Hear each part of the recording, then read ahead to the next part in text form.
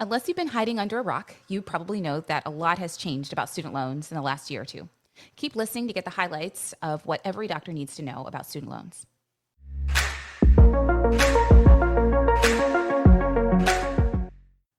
Hey, everyone. Welcome to episode number 89 of the Physician Philosopher podcast, where we're taking an uncurated and unapologetic look into physician life, money, and mindset. So today's thought is this. Most doctors know very little about student loans, but you too can master money if you can master medicine. So, hey, Leisha, what's up? What's new? You moved across the country, right? That is correct. For anybody thinking about it, 0 out of 5 stars. Do not recommend. No, I just love it. kidding. So all the way from Atlanta to LA. That's right. That's right. Have you played basketball with LeBron yet? I have not met him, although from what I hear, we don't live that far apart. I don't know how that happened, but yeah, I'm excited about everything. Yeah. So I think that's super cool. So you're doing sports medicine fellowship, right? That is correct. Yes. Yeah. So I know it's a big time. I actually had lunch today with one of my advisees from residency. It was his last day of residency today. He was driving down to Georgia. This is Thomas Reams, big fan of him. And so I had breakfast with him this morning before he drove down to Georgia. And so you left Georgia. He's coming to Georgia for his private practice gig in anesthesia. So lots of change going on for a lot of people right now. Yes, absolutely. And it's interesting because you said you had breakfast, and I'm like, wow, I have not had breakfast yet. So the time difference is Yeah. something I'm going to have to get used to. Yeah. We're gonna have to get used to that. So speaking of which, speaking of a lot of change, this time of year, July, August is when a lot of people are, really thinking about some of their financial changes that need to happen. And so it's always a good time of year to really talk about some new topics, in particular student loans, because people are coming into residency or fellowship or becoming an attending and thinking about these things.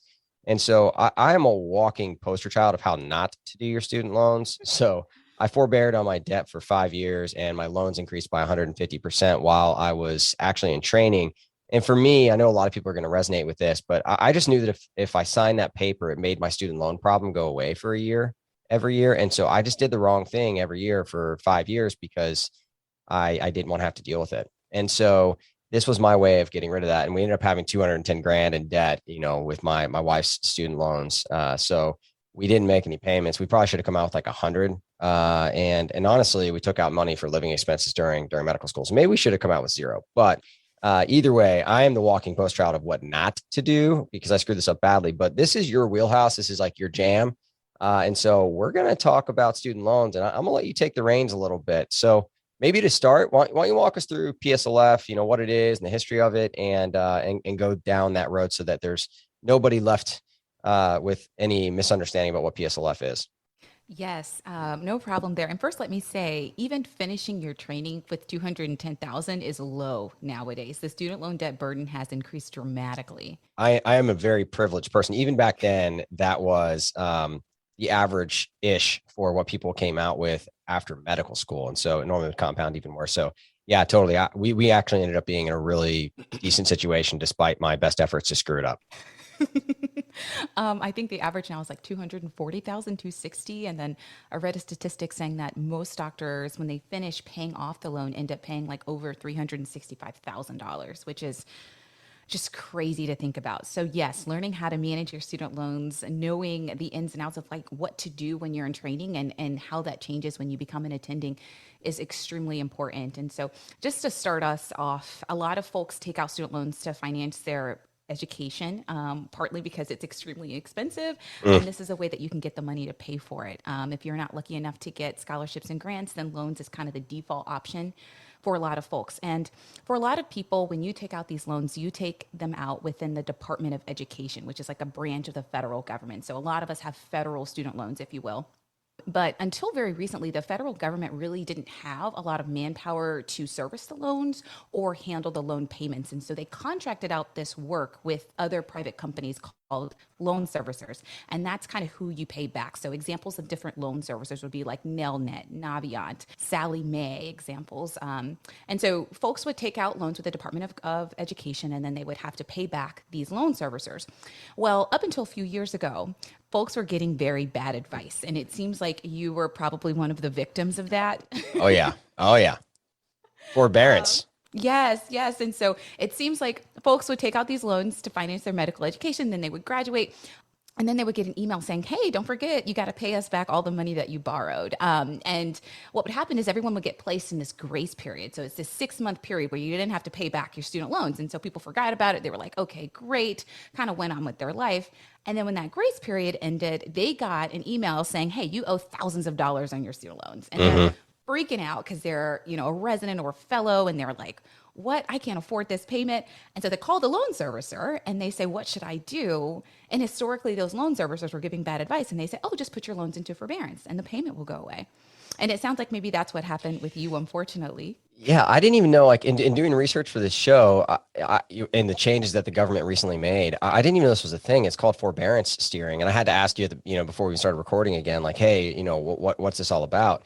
And I think that's a fascinating thing because, yeah, I'm going in there as a doctor. And at the time, I knew absolutely nothing about personal finance. And so when someone on the other end of the phone who was supposed to be helping me with this student loan decision told me I should forbear my debt, yeah, that's what I did.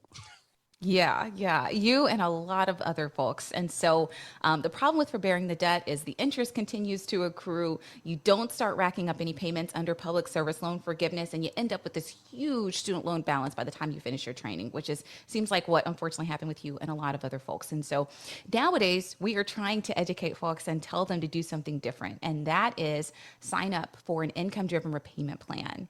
So what is that? That is instead of making payments based on your loan amount, which will cause you to pay thousands of dollars per month when you're in training on your student loans, now you make payments based on your income.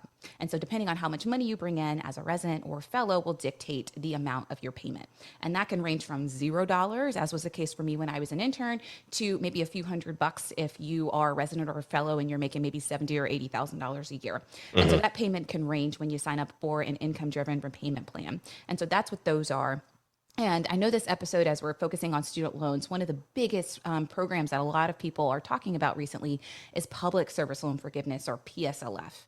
And just to make sure that everyone's on the same page, public service loan forgiveness is a governmental program that was created to help public servants pay off their student loans. And so, public servants, meaning teachers, firefighters, police officers, and yes, doctors, would get their student loans paid off in 10 years or forgiven in 10 years if they were a public servant. And so the qualifications under this program is you have to be a full-time employee or work at least 30 hours a week. You need to be working for a nonprofit or governmental agency. You need to make 120 payments or 10 years worth of payments. No, they don't have to be consecutive. And you have to sign up for the program and have qualifying loans.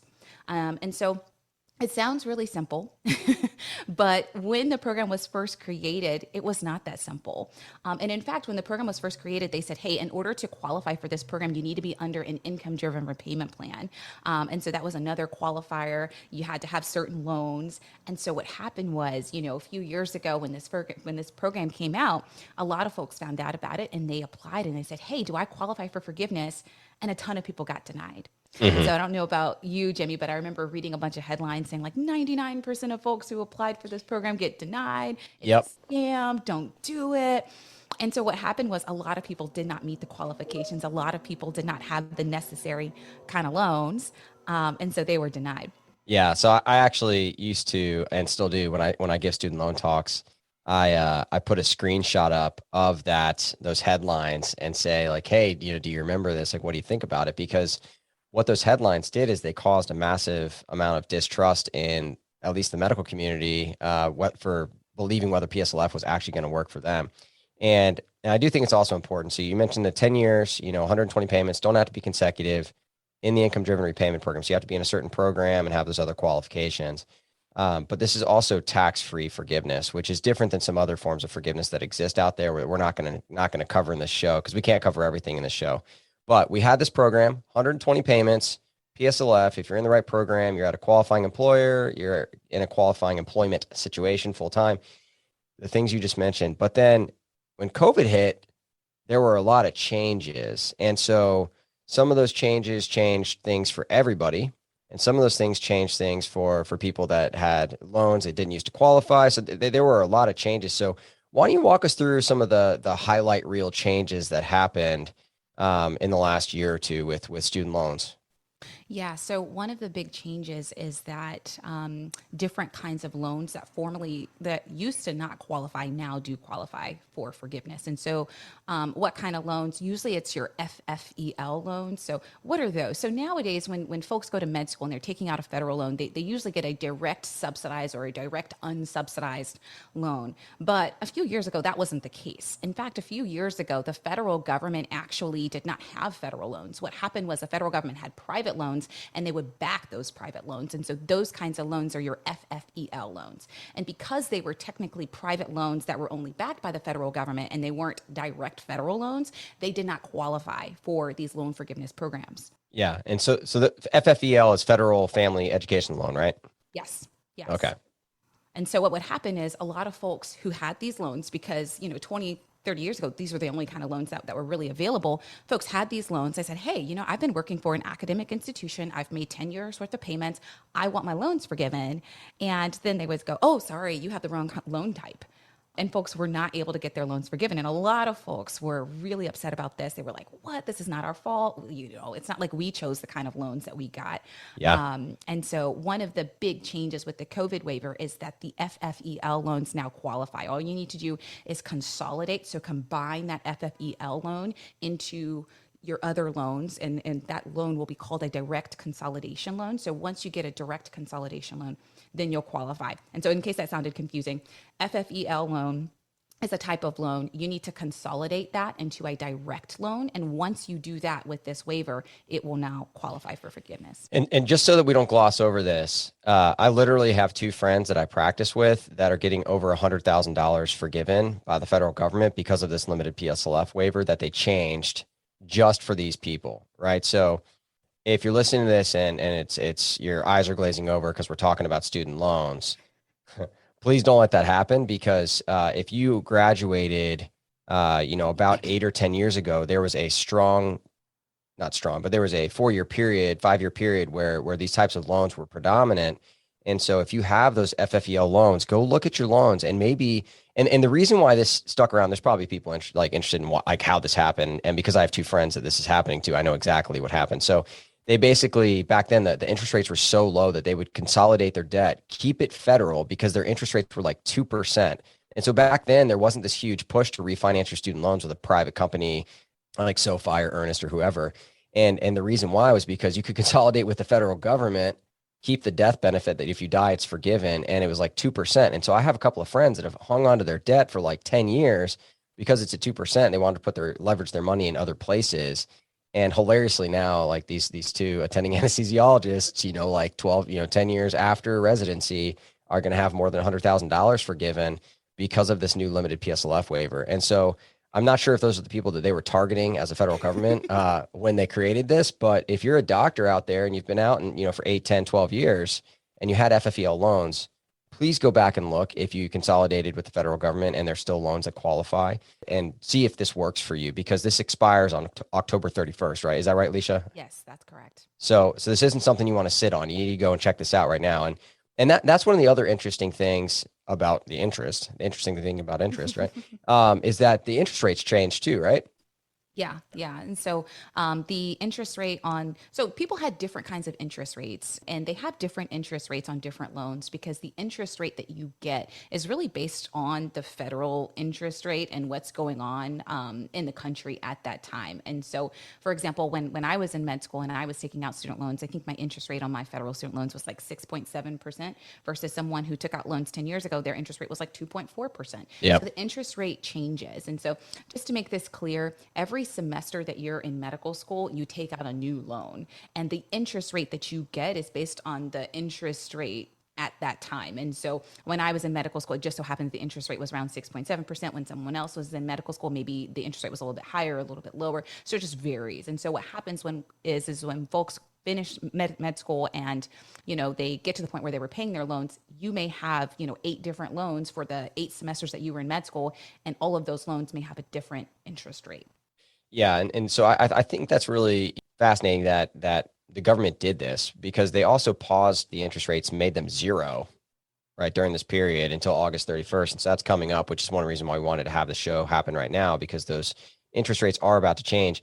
And there's always been, every time this has happened, I think this is a point worth discussing, and I'd love to know your take on it. But yeah, so every time this bucket gets kicked down the road by the federal government, people are like, well, what's going to happen? Are my interest rates going to go back up to what they were? And if they are, how does that compare to, the private refinancing interest rates that I can get? But now all interest rates are rising. And so, if someone had taken that approach last December when they were supposed to go up the last time or whenever it was, and refinanced back when historical interest rates were abysmal, but they were well, they're actually really good, but they were super low. They could have potentially gotten like a 2% rate, and now it's like, well, your loans may go back up to that 6.8%, but the interest rates in the private space are rising too. So it's an interesting question now, refinancing versus staying in your pro. Like I think it's a fascinating place if you're in that place in your transition. For example, like you're not going to a 501(c)(3, you're not going to qualify for public service loan forgiveness. I think it's a different conversation now. Yeah, absolutely. I mean, what's happening with interest rates right now is they're rising. And so if you're trying to refinance your loans right now, so let's say you're not going for public service loan forgiveness and you want to refinance, the rate that you're going to get now is probably a lot higher than the rate that you would have gotten, last year or even a few months ago. And so that's something to note. But in regards to this COVID waiver, I want to make sure that folks understand that the COVID waiver is very different from the temporary pause. Those are two different things. Okay. So the waiver is something that was put in place because the federal government said, hey, the COVID-19 pandemic qualifies as this, emergency event. And so because of that, we can put in a waiver and change this program temporarily. And so that's what this waiver is. And this waiver expires in October of this year. Right. The pause is saying, hey, we're going to pause payments and give folks a little bit of relief while they're going through this pandemic. And it's the pause that keeps getting extended every few months or Mm-hmm. so, right? But the waiver has always had an end date of October 31st, I believe, of this year. And so if you're someone who has these FFEL loans, as we were just talking about, you have until October 31st to get this done and get these payments counted, right? You shouldn't be, in this boat where you're expecting the pause to be, continued and hoping that that qualifies for you as well. And so if you're someone who's got these FFEL loans, it's really important that you submit your consolidation or submit a repayment calculation under this waiver. So that's something I wanted to mention. Another thing with this waiver is it doesn't just affect folks who have these FFEL loans, as we were talking about. It also affects some other things. So like previously under public service loan forgiveness, you had to be enrolled in an income driven repayment plan. And so Mm-hmm. those were things like pay as you earn or PAYE, revised pay as you earn, repay, IBR, income based repayment, and ICR, income contingent repayment. Previously under public service loan forgiveness, you had to be enrolled in one of those four different types of income driven repayment plans. Now under this waiver, they say, you know what, any plan counts. So if you were in the standard plan, if you were in the graduated plan, if you were in the extended plan, those payments now count. And so that's really important because, up until a few years ago, it wasn't really common to be on an income driven repayment plan. And so a lot of doctors were not on these plans. And so a lot of doctors didn't qualify for public service loan forgiveness. Now they said, you know what? Any plan or any payment under any plan counts. So that's something to note. Yeah. And I think I mean, they really tried to qualify a lot of things. I mean, so FFEL loans, which didn't count before, the plans that count before, that didn't count before now count. And then partial payments count, which I think is fascinating. It's like, wait, you didn't even make the whole payment and that payment counts towards your payments too. I mean, they really did try to bring in a pretty large number of people. And I can't remember the number off the top of my head of like the amount of money that they put on the table to be forgiven if everyone kind of takes it, but Mhm. it was substantial. Yeah, I mean, it's really interesting because, a few years ago, there was a lot of talk about do we think PSLF is going to stick around? How confident do we feel in this program? Should we really hinge our financial futures on this program? And, a few years ago, the general advice was, you know what, it may be too good to be true, but it's so good that it's worth a try. Mhm. And maybe you should save up some money on the side or what have you, just in case, it doesn't work out. now that we're seeing them kind of go out of their way, if you will, to qualify all of these people who previously didn't qualify, to make all of these exceptions now, I feel a lot more confident in this program. Especially, as I'm seeing other doctors get their loans forgiven. When you see someone get six-figure student loan debt forgiven, all of a sudden you're like, wait, wait a minute, let Yeah. me let me sign up. Yeah. Yeah. I remember, it used to be in my lectures, we used to talk about it on the podcast that the going advice was trust but verify. That's kind of how and that's what the anesthesiologist way, right? Like we ask people, or like we talk to the surgeon, we're like, hey, what do you think about this patient? Are they, is this gonna be a complicated procedure? Like, what do you think? And they're like, oh yeah, yeah. I think no, blood loss is probably gonna be like, I don't know, 200. And, in anesthesia, we're like, okay, so 200, multiply that by like a surgeon factor of 5. Yeah, it's probably gonna be more like a liter. And so I need 2 IVs and an A line. And so, like it's trust but verify. And we used to tell people the same thing when it comes to, student loans. We'd say, hey, look, if you don't think the PSLF is going to be around, like by all means, do everything to make sure PSLF is going to work for you if you follow all the check all the boxes and jump through the hoops. But why don't you save this money on the side, this PSLF side fund, so that if it doesn't happen, then you can then use that money to pay it off, or you're just that much closer to financial independence. And so if you listen to the show, and I agree with you, Alicia, I think this is, the government's kind of doubled down and said, hey, no, this thing's going to exist. And not only is it going to exist, but we're extending the number of people who can apply and get it. And so for me, that seems less necessary. But if you're still one of those people that's like, no, I just don't believe anything the government says, you can still have a PSLF side fund while you're working towards what I agree with you that while you're working towards this more likely, outcome that PSLF will be around. Yeah, absolutely, absolutely. And so, we had talked about the FFEL loan part of the waiver. We talked about the fact that now you can make payments under any repayment plan. It doesn't have to be just the income-driven repayment plan. So that will qualify you under this waiver. We talked about partial payments. So if you didn't make the whole payment or you were late on a payment, those used to not qualify, and now they do under this waiver. Two more things to note is that it used to be that when you consolidated your loans, your payment count would go to 0. So remember, you needed 120 payments or 10 years worth of payments in order to get your loans forgiven. And so it used to be that if you consolidated your loans, meaning you combined all of your loans together, it would reset your payment count to 0. And so a lot of folks didn't want to consolidate their loans because they didn't want their payment clock to go back to 0. Now they said, hey, temporarily, if you consolidate, we will keep your payment count and we'll use the highest available payment count. So that's a huge thing, because maybe you've got an FFEL loan, now you can consolidate. And if you had maybe 10 qualifying payments before and you have 30 qualifying payments under FFEL, they're going to take the highest payment count. And so that's a big deal. Now people don't have to be as fearful when they're consolidating their loans. And another thing that I wanted to mention is that they're counting the time in forbearance now. And so, as we were talking about earlier in the show, there was a lot of forbearance steering, meaning the loan servicers, or the people that you would pay back your loans, they would kind of steer a lot of folks, especially a lot of residents and fellows, into forbearance, because residents and fellows would call them and say, hey, my payment is too high. And they would say, okay, you want to make your payment go away? And everyone said, yes, of course. And so then they put the loans into forbearance. And so what would happen is kind of folks like you, Jimmy, who, were in training for 5 years, they were in forbearance the whole time. And then their loan amount ballooned or increased. And so now the federal government has said, you know what, we're going to correct this. So if you've spent 12 consecutive months in forbearance, we will count that time. Or if you have 36 total months in forbearance, so maybe you didn't have 12 straight months, maybe you had 6 months and then 6 months off or whatever. If you have 36 total months or 12 straight months, we're going to count that time in forbearance as part of your payment count too. And so now you've got folks who maybe spent 5 years in forbearance as a trainee. Now they're having 5 years worth of payments count. That's a Yeah. huge deal. So, Alicia, I'm just kind of curious, right? If I'm listening to the show, all these changes have happened, and we're talking about making sure these payments count and, submitting paperwork. Where would people go if they wanted to find the appropriate paperwork to submit? Like, how would they actually go through the process of making sure these payments count?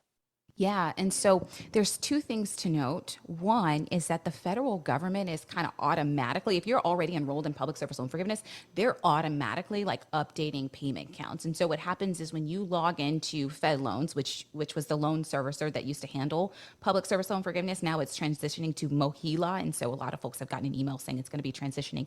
But it used to be when you log into your Fed Loans portal, they would tell you how many qualifying payments you have and how many eligible payments that you have. And so that means, hey, if you submit the form, we can count this amount more payments. And then for some folks, their qualifying payment amount has already been automatically increased. So I want people to know that the federal government is kind of going in and looking at each person's situation and automatically kind of updating some payments. And that the other thing is that if you're submitting payments under this waiver, if you want to make sure that they, see your account or what have you, I would just submit the form. And the form is really just, you can Google public service loan forgiveness, federal, student aid, and it's usually like the first link and in the Google response, and it's a PDF, and you just fill it out. It's very simple. You enter, your name, your address, your social security number. You check the box saying that you want to figure out how many payments you have. The second page is the only other thing that you have to submit, and it's like asks you what your employer was, your employer address, your employer EIN number, which is the number that's on your pay stub. They'll ask you, what day you started working for your employer and what day you stopped working, or you can check that you're still employed. They'll ask you how many hours per week you worked, remember, because they want to make sure that you were full-time or worked at least 30 hours a week. They will ask you, do you work for a governmental organization or do you work for a nonprofit? So you check which one you work for. And then you give that to your boss, so if you're a resident, you can give it to your program director, they can sign it. You don't have to necessarily submit it through your GME office. Your program director can sign it. Your program coordinator can sign it. And it's a really simple form, but that's what you do. You just submit the form. You get the form from online, you fill it out, and then you upload it into your Fed Loans portal, and they will see it. Now, I will warn you, they are behind. Yeah. So you have to still, so it sounds like they're tallying up things, but you still have to submit a form to make sure that you are going to get that benefit.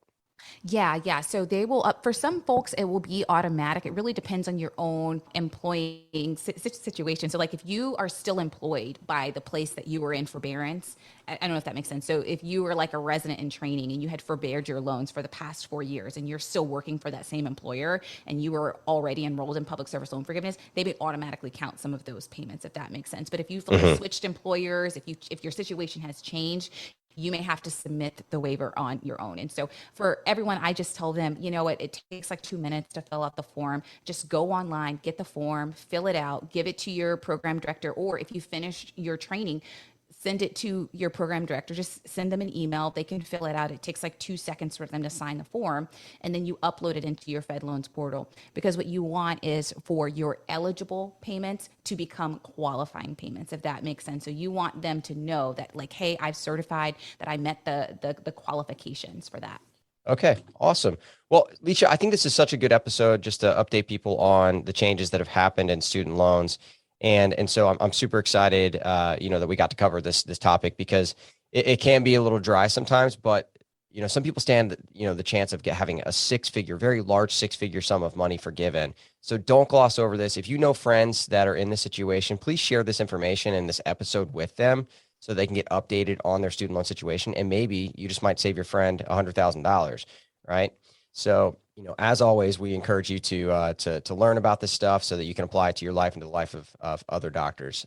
So as always, we appreciate you listening. So today's thought was this: most doctors know very little about student loans, but if you can master medicine, then you can master money.